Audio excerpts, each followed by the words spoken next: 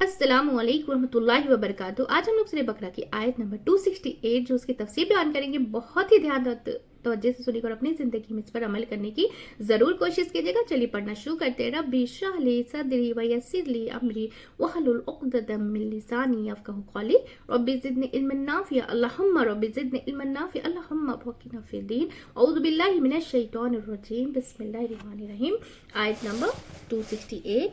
अश-शैतानु शैतान अश-शैतानु शैतान याइदुकुमुल फ़क़्र वादा करता है तुमसे कि फक्र का, यानी कि रुकावट कौन बनता है अच्छा करने में, यानी कि शैतान। शैतान का तो काम ही है वो तुम्हें क्या करेगा, वो तुम्हें थर्ट करता है कि देखो किसी को अगर दे दिया तो तुम्हारा क्या बनेगा।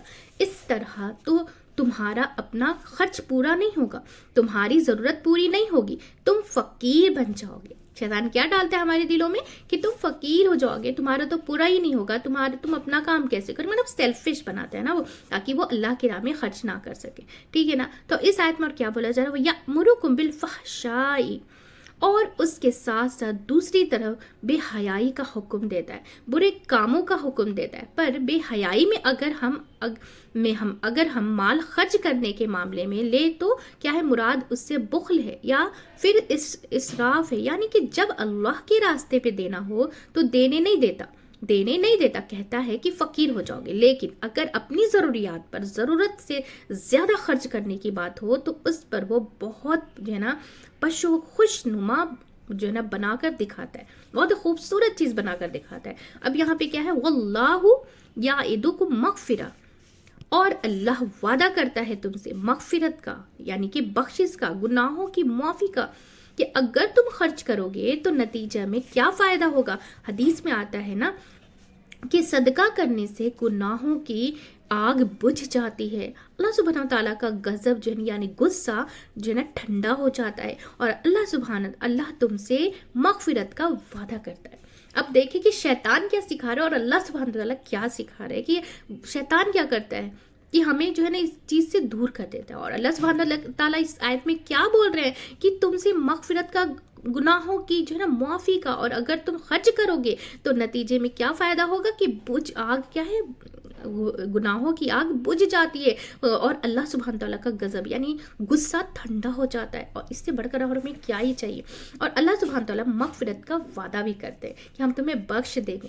मिन हुआ फदला, अभी क्या है, वह मिन हुआ फदला, और फजल का यानी कि सवाब ही नहीं देगा, सिर्फ गुनाह ही नहीं बख्शे जाएंगे बोल के जो है ना, बल्कि क्या होगा कि साथ साथ और नवाजिशें होंगी, जो सदका खैरात का एक नतीजा होता है ना, कि यानी कि सदका खैरात ऐसी चीज़ है जिससे इंसान को दुनिया में भी फ़ायदा पहुंचता है और आखिरत में भी। और दुनिया के फ़ायदे क्या है कि इंसान की बलाएं होती हैं, परेशानी होती है ना, टलती हैं, तकलीफ़ें दूर होती हैं, और इंसान के जो ना गम और दुख जो हैं, उस इंसान के गम और दुख जो हैं उनसे निजात मिलती है। गम से, परेशानी से, तकलीफ़ों से अल्लाह सुब्हानहू तआला उससे दूर कर देता है। कितना बड़ा चीज़ है, मतलब सदका कितना बड़ा चीज़। अगर हम आँख खुलते ही सुबह रोज़ाना अगर हम अपने घर में जैसे 10 लोग हैं तो हम 10 रुपये भी निकाल देते हैं ना, तो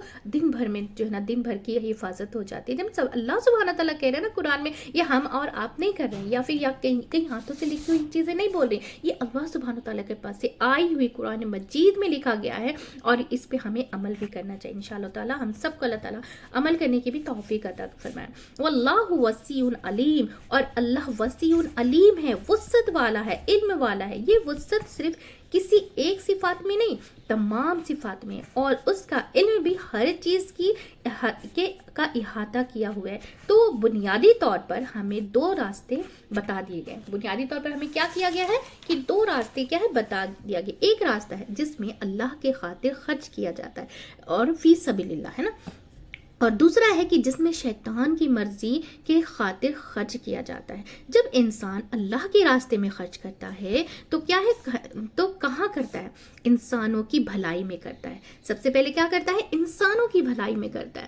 دوسرے میں کیا، اور دوسرا کیا ہے کہ اللہ کی رضا مندی میں کرتا ہے، کہ اللہ جس چیز سے خوش ہوتا ہے. پھر دین کے فائدوں میں، کہ ہمیں جیسے دین کا فائدہ ہو، جیسے کہیں مدارس بنانے ہو، یا پھر کوئی بچے کے پاس فیس نہیں ہے اس کی ہم نے فیس جمع کر دی ہو، یا پھر مسجدیں بنانے کے لیے ہو، یا پھر کوئی زمین خریدنی ہوئی دین کے معاملے کے لیے، یہاں پہ کوئی ادارہ کھولنے کے لیے، پھر دین کی ترقی میں یعنی کہ بلند مقاصد کے لیے خرچ کرتا ہے. اور دوسرا راستہ شیطان کا راستہ ہے. جب انسان شیطان کے کہنے پر خرچ کرتا ہے تو کہاں خرچ کرتا ہے؟ اپنی خواہشات پر، ضروریات پر نہیں.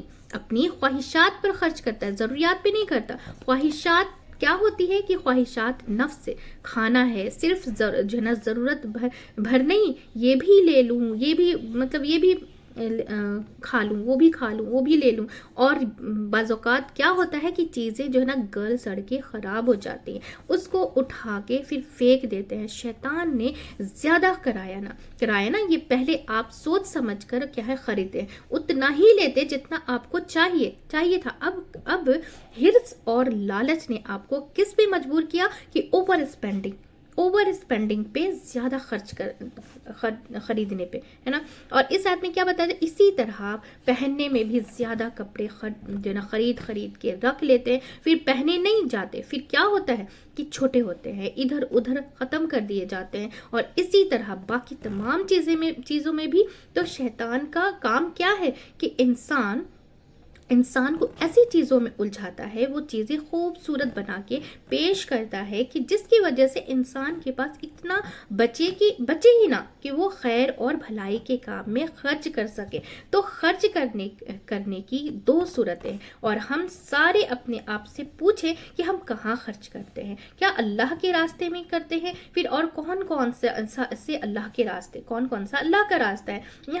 یہاں پہ جو ہے نا، یہاں پہ ہم نے سب سے اوپر پڑھا نا کہ انسانوں کی بھلائی کے کام میں، اللہ کی رضا مندی میں، دین کے فائدوں میں، دین کی ترقی میں یعنی کہ بلند مقاصد کے لیے خرچ کرتے ہیں نا. اس اللہ سبحانہ تعالیٰ نے ہمیں بتا دیا ہے. پھر اور شیطان کا راستہ بھی کہاں سے آتا ہے کہ خواہشات نفس یعنی کہ ذاتی ضرورت کو وہ اتنا بڑا چڑھا کے وہ پیش کرتا ہے کہ انسان اسراف سے کام لینے لگتا ہے، یعنی کہ فضول خرچی کرنے لگتا ہے، ضرورت کے بغیر خرچ کرنے لگتا ہے. قرآن پاک میں آتا ہے کہ سورہ بنی اسرائیل میں کہ بے شک فضول خرچی لوگ شیطان کے بھائی ہوتے ہیں، اور شیطان اپنے رب کا بڑا ہی ناشکرا ہے، وہ انسان کو بھی ناشکرا بناتا ہے. تو ضرورت اس بات کی ہے کہ شیطان کو ہم اپنا دشمن سمجھے جو ہے نا، اور فندوں اور جالوں سے اس کے جو ہے نا محفوظ رہیں. تو شیطان تو ایسے قرآن میں مجید میں بتایا گیا کہ شیطان سب سے بڑا دشمن ہم سب کا کیا ہے؟ شیطان ہم سب کا کھلا دشمن ہے. جسے ہم کو پتا بھی ہے کہ وہ شیطان ہمارا دشمن ہے، لیکن ہم پھر بھی وہ چیز کو نا کام کرنے سے پہلے یا کرنے کے وقت جو ہے نا سوچتے نہیں، اور ہم اسی کو خوش کرنے میں لگ ہو جاتا ہے ہم سے. تو شیطان تمہارا دشمن ہے، اسے دشمن سمجھو. شیطان کا گروہ جو ہے نا بلا رہا ہے تمہیں اپنی طرف، تاکہ تم بھی آگ میں جلنے والوں میں شامل ہو جاؤ. تو بات یہ ہے کہ ہر وہ چیز جس کے کرنے سے فساد، تعلقات کی خرابی اور انسان کی زندگی میں جو ہے نا بدمزگی آئے، وہ دراصل شیطان کی جو ہے نا مداخلت ہوئی، کہ شیطان اس میں چیز میں داخل ہوتا ہے کی وجہ سے. چونکہ خرچ کرنے کے دو راستے آپ کو بتائے گئے ہیں. اب آپ نے اپنے آپ سے سوال کریں کہ اس مہینے میں، اس ہفتے میں اللہ کے راستے میں کیا خرچ کیا، خیر کے راستے میں کیا خرچ کیا، اور شیطان کے راستے میں کیا خرچ کیا. ہم میں سے ہر ایک اپنا حساب خود لے، کیونکہ جب تک ہم خود نہیں اپنا حساب لے کریں گے تو ہمیں کام کرنا نہیں آئے گا. اور اگر میں نے دین کے فائدے کے لیے، اللہ کی رضامندی کے لیے صرف اپنی ہی ذات، اپنی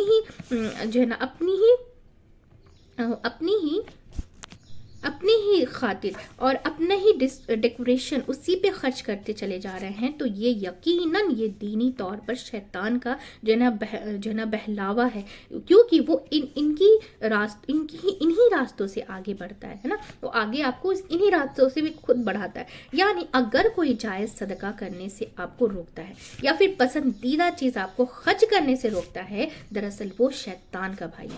وہ بعض اوقات کیا ہوتا ہے، بعض وقت شیطان انسانی شکل میں بھی جو ہے نا حملہ آور ہوتے ہیں۔ کیونکہ آپ اچھا جو ہے نا اللہ کے راستے میں خرچ کر کے دیکھتے ہوئے کوئی آ جائے، اچھا کیا کر رہے ہو تو اچھا یہ دو گے، اس کے بجائے فلاں چیز دے دو۔ اب کیا ہوا کہ آپ کو جو ہے نا آپ کو کیا کیا اس نے کہ اعلیٰ سے ادنا کی طرف لے جائے گا، اعلیٰ سے ادنا کی طرف۔ جیسے ہم کچھ دے رہے ہیں اور کوئی ہمارا فرینڈ آ گیا، گھر والے آ گئے، کوئی بھی کچھ ایسا بولا کہ یہ تو نا یہ نہیں یہ دے دو، تو کیا ہو گیا کہ شیطان جو ہے نا اس کو ادنا سے یعنی کہ اچھی چیزوں سے، یہاں پہ بتایا گیا ہے نا کہ آپ کو اعلیٰ چیزوں سے ادنا پہ لے آتا ہے۔ تو ان حرکتوں، ان ہتھ کنڈوں سے بھی ہمیں کیا کرنا چاہیے، بچنا چاہیے۔ تو ہماری اس کی بہت چھوٹی سی تفسیر ہے، بہت زیادہ نہیں، لیکن معنی بہت بڑی ہے اس کی، کیونکہ اس کا میننگ سمجھ میں آ گیا نا تو ہم شیطان کے چنگل سے بچ سکتے ہیں۔ تو اس آیت سے ہم نے کیا سیکھا، اس آیت کی روشنی میں بتائیے کہ شیطانی عمل کیا